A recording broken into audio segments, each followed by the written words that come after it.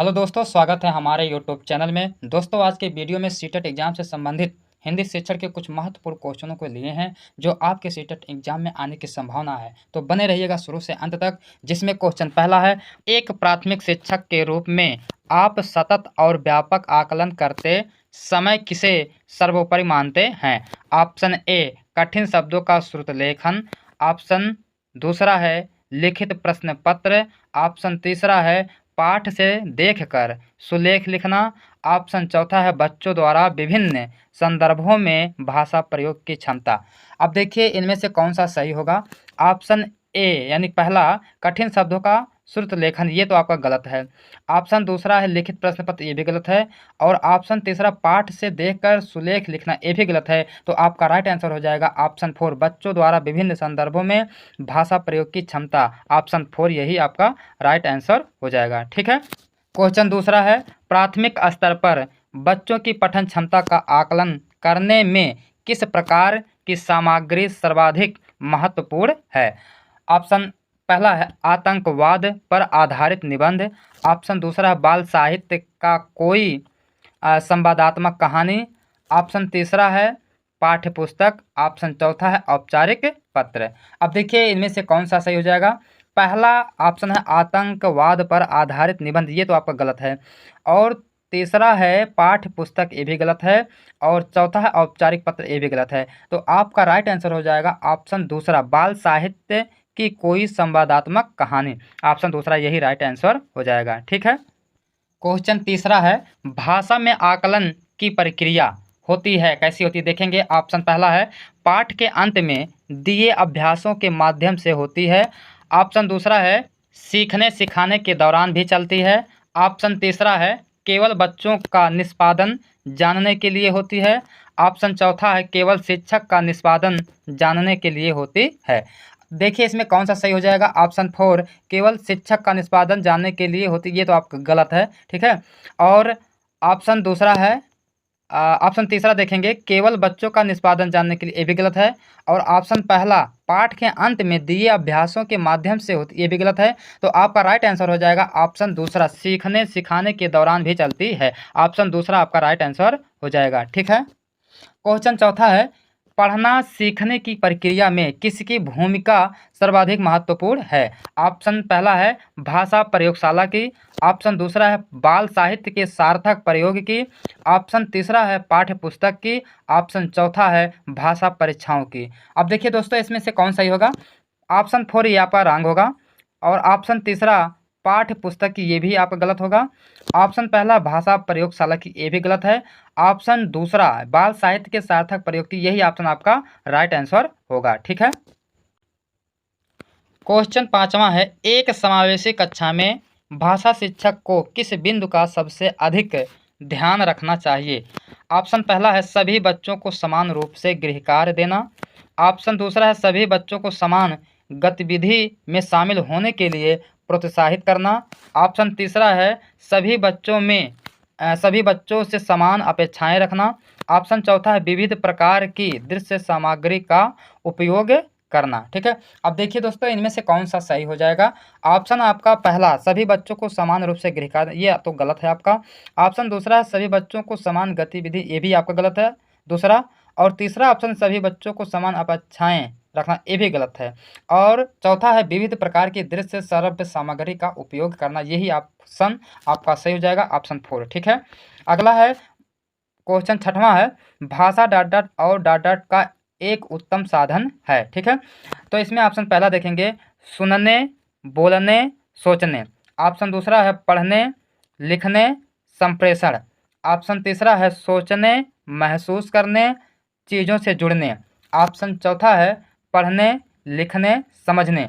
अब देखिए इनमें से कौन सा सही हो जाएगा। ऑप्शन आपका पहला जो है सुनने बोलने सोचने, ये तो आपका गलत है। दूसरा है पढ़ने लिखने संप्रेषण, ये भी गलत है।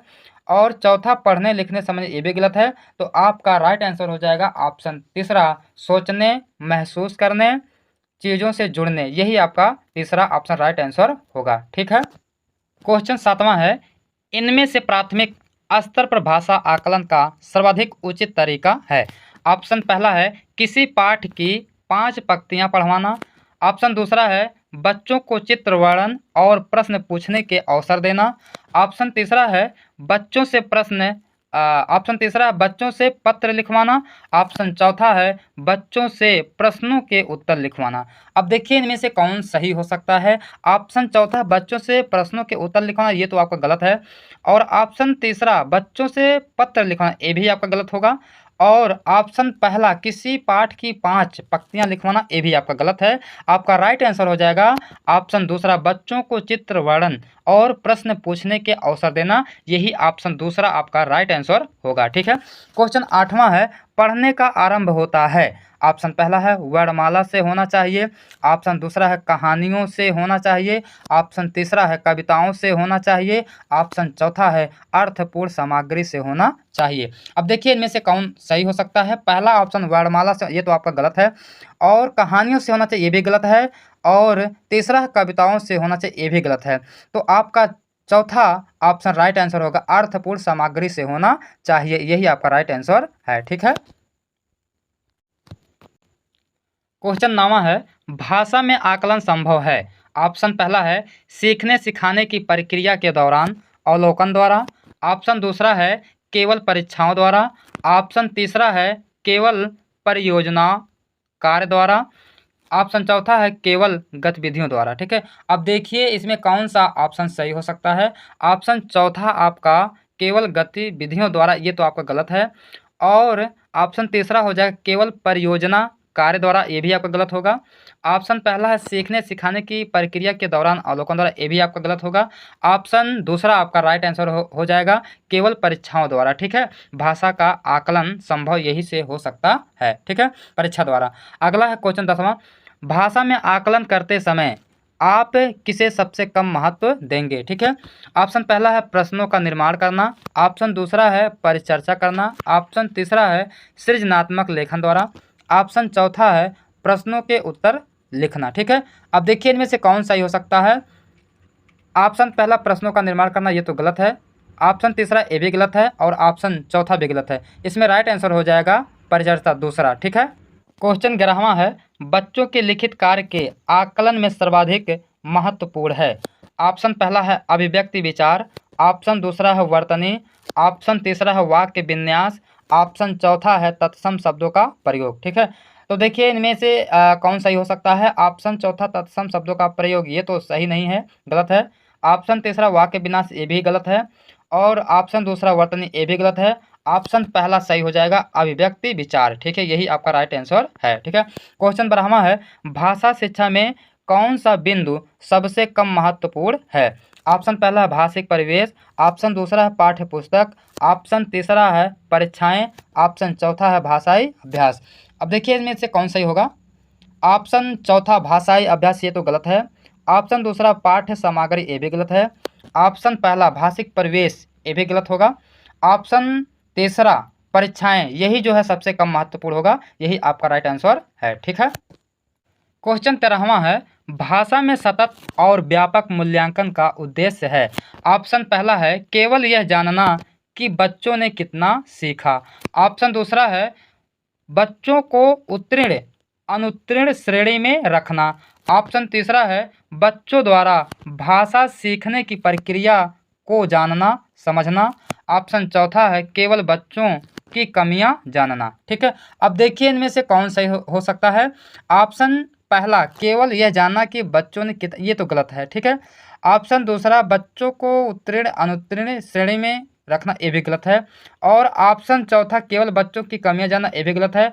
ऑप्शन तीसरा आपका राइट आंसर होगा बच्चों द्वारा भाषा सीखने की प्रक्रिया को जानना समझना, यही आपका तीसरा वाला राइट आंसर होगा। ठीक है, क्वेश्चन 14वां है मौखिक भाषा के आकलन का सर्वोत्तम तरीका है। ठीक है, अब देखिए ऑप्शन पहला है अंताक्षरी।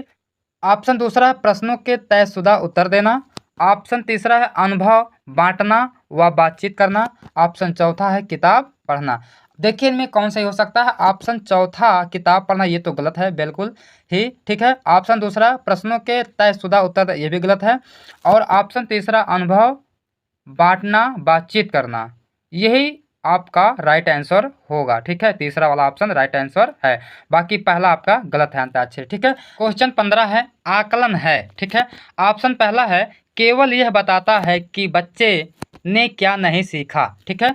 ऑप्शन दूसरा है भाषा सीखने सिखाने की प्रक्रिया का अभिन्न अंग है। ऑप्शन तीसरा है पाठ समाप्ति पर ही किया जाता है। ऑप्शन चौथा है मूलतः शिक्षक केंद्रित ही होता है। ठीक है। अब देखिए इनमें कौन सा हो सकता है।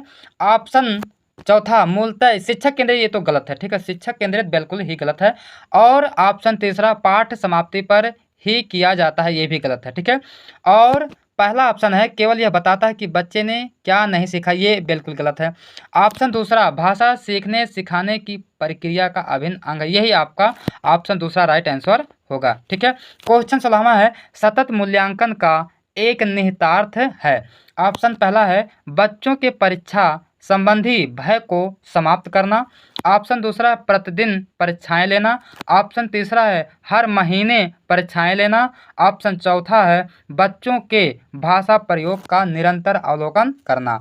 अब देखिए इनमें कौन सही हो सकता है। बच्चों के परीक्षा संबंधी भय को समाप्त करना, ये तो बिल्कुल ही गलत है। ऑप्शन दूसरा प्रतिदिन परीक्षा लेना, ये भी गलत है। और हर महीने परीक्षा, ये भी गलत है। आपका राइट आंसर हो जाएगा 4, बच्चों के भाषा प्रयोग का निरंतर अवलोकन करना। ऑप्शन चौथा ही राइट आंसर होगा। ठीक है। क्वेश्चन 17 है भाषा आकलन में कौन सा तत्व सर्वाधिक महत्वपूर्ण है। ऑप्शन पहला है सुलेख। ऑप्शन दूसरा है भाषिक संरचनाओं पर आधारित प्रश्न। ऑप्शन तीसरा है विविध अर्थ वाले प्रश्न पूछना। ऑप्शन चौथा है श्रुतलेख। ठीक है। अब देखिए इनमें से कौन सही हो सकता है। ऑप्शन चौथा श्रुतलेख, ये तो गलत है। ऑप्शन तीसरा है विविध अर्थ वाले प्रश्न पूछना, ये भी गलत है। और ऑप्शन पहला सुलेख, ये भी गलत है। आपका ऑप्शन दूसरा राइट आंसर होगा भाषिक संरचनाओं पर आधारित प्रश्न। ठीक है, यही आपका राइट आंसर होगा। ठीक है। क्वेश्चन 18 है बच्चों की भाषा संबंधी क्रमिक प्रगति की लेखा जोखा रखना डॉट डॉट से संभव है। ठीक है। ऑप्शन पहला देखेंगे पोर्टफोलियो। ऑप्शन दूसरा है उत्तर पुस्तिकाएं। ऑप्शन तीसरा है लिखित परीक्षा। ऑप्शन चौथा है मौखिक परीक्षा।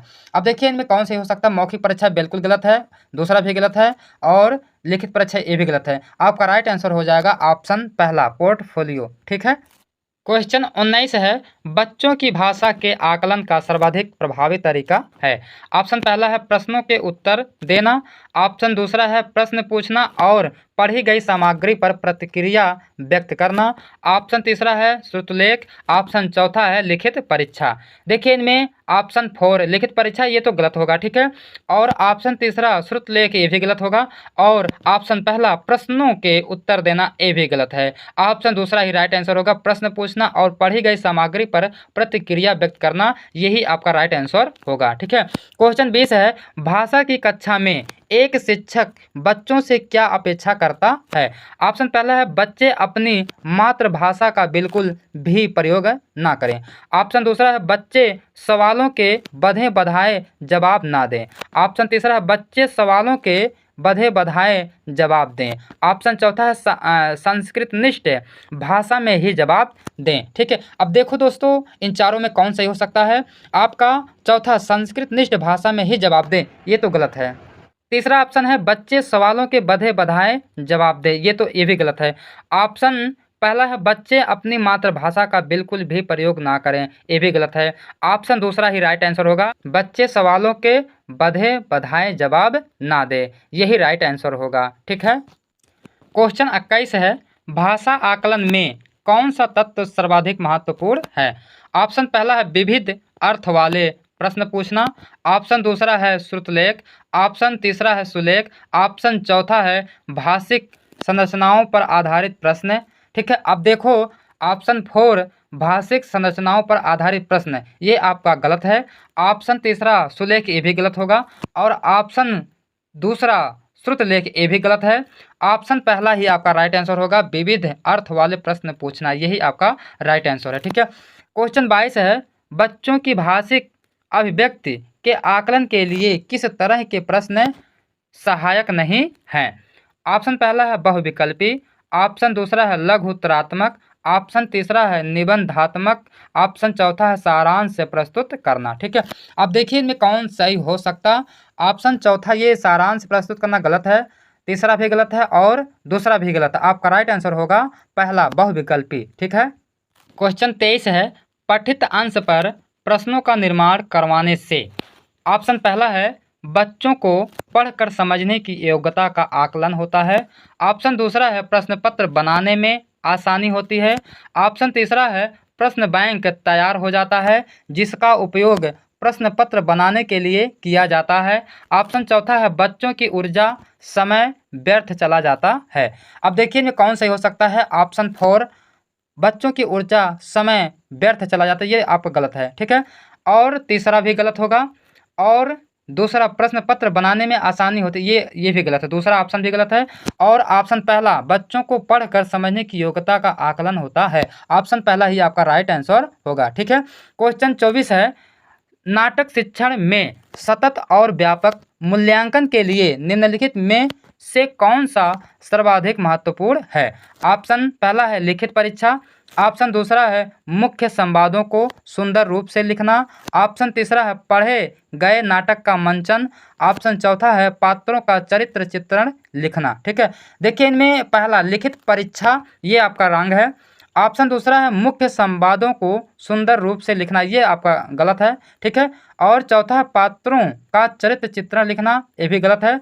ऑप्शन तीसरा ही राइट आंसर होगा पढ़े गए नाटक का मंचन, ठीक है, यही आपका राइट आंसर होगा, ठीक है। क्वेश्चन 25 है भाषा के सतत और व्यापक मूल्यांकन का उद्देश्य है। ऑप्शन पहला है बच्चों की सीखने की प्रक्रिया को समझकर उपयुक्त शिक्षण अधिगम प्रक्रिया अपनाना। ऑप्शन दूसरा है अगली कक्षा में प्रोन्नत करने हेतु साक्ष्य जुटाना। ऑप्शन तीसरा है बच्चों की त्रुटियों की पहचान करना। ऑप्शन चौथा है मूल्यांकन की परंपरा का निर्वाह करना, ठीक है। अब देखिए इसमें ऑप्शन चौथा मूल्यांकन की परंपरा का निर्वाह करना ये तो आपका गलत है। और ऑप्शन तीसरा भी गलत होगा। ऑप्शन अगली कक्षा में प्रोन्नत करने हेतु साक्ष्य जुटाना, ये भी गलत है, दूसरा भी।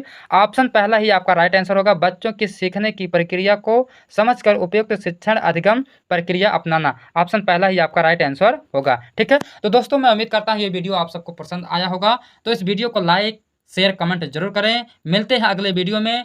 जय हिंद।